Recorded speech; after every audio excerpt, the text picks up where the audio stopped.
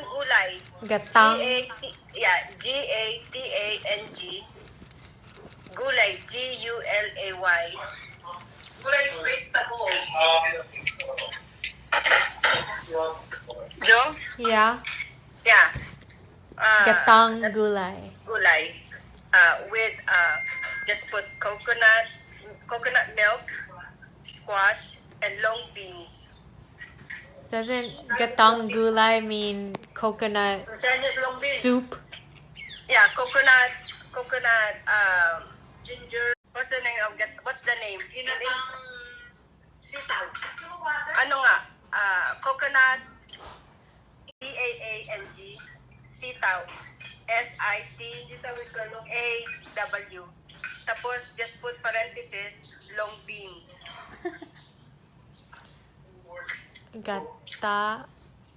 Ginataang sitaw. Sitaw and calabasa. And squash, calabasa. Okay. Ginataang sitaw at 80 calabasa. B-A-S-A. Ginataang, that means coconut milk with long beans and squash. Hi everyone, my name is Suzanne, and today in this video we're going to be looking at Ginataang Sitaw at Kalabasa. And after talking with my auntie, I really hope I got that name right. We're going to be using coconut milk, ginger, shrimp, or pork, garlic, long beans, calabasa, and a serrano pepper for this dish.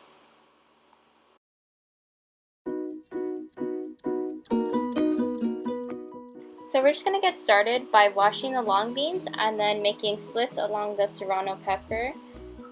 But Jules sucks, so she accidentally cut it. Oops. Now we can just cut the entire pepper and move on.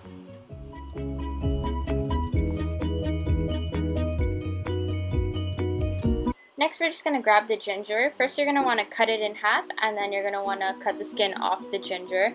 And the beauty about this dish is you can customize it any way you like. I like a lot of ginger, so that's how we're going to do it.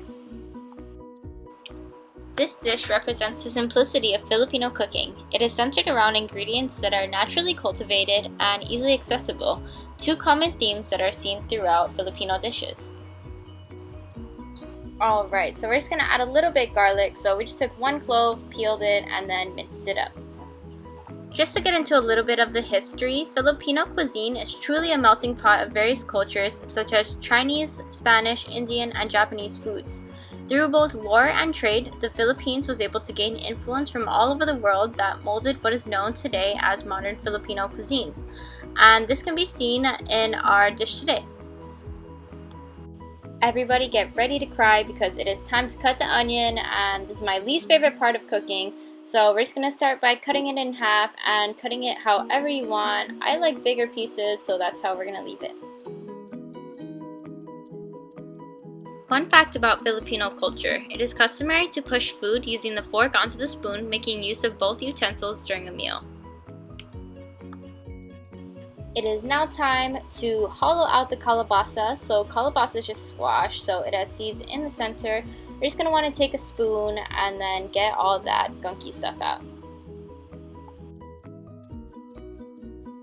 Just to highlight some ingredients in this dish, cucurbita mostrata, a squash native to Central America and Northern South America, was introduced in the Philippines under Spanish colonial influence and is now a staple vegetable of Filipino dishes. It is known in Filipino as kalabasa, or in Philippine English as squash or pumpkin.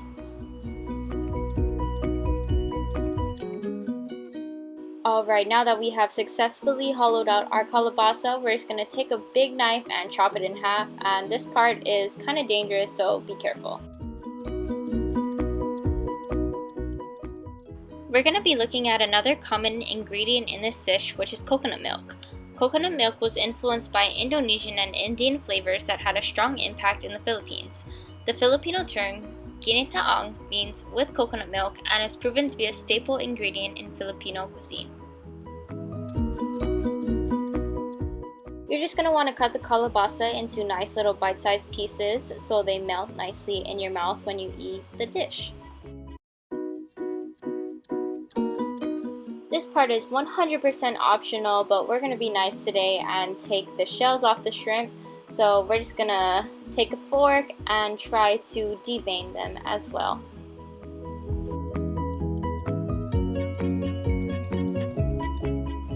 Alright, as you can see, we have all our ingredients chopped up and ready to be cooked, so let's go ahead and do that.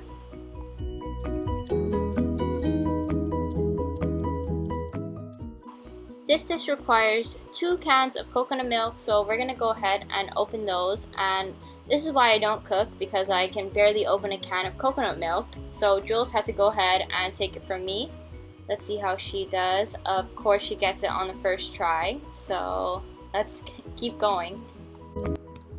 In addition to savory foods such as the dish we're making today, Filipino culture is known for sour cuisines such as sinigang and adobo.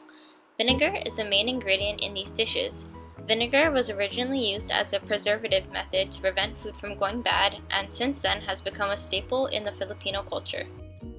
When it comes to the string beans, we're just going to go ahead and peel the ends off so we're not left with the stem.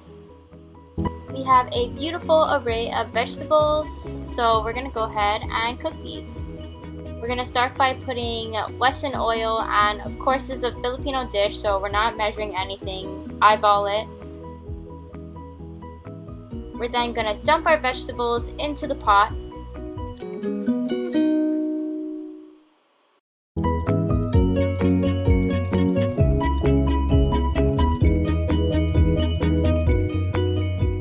We're going to be taking some patis and spreading it all over the dish, and of course there are no measurements, so just saturate the onions and garlic and whatever other veggies you have in there.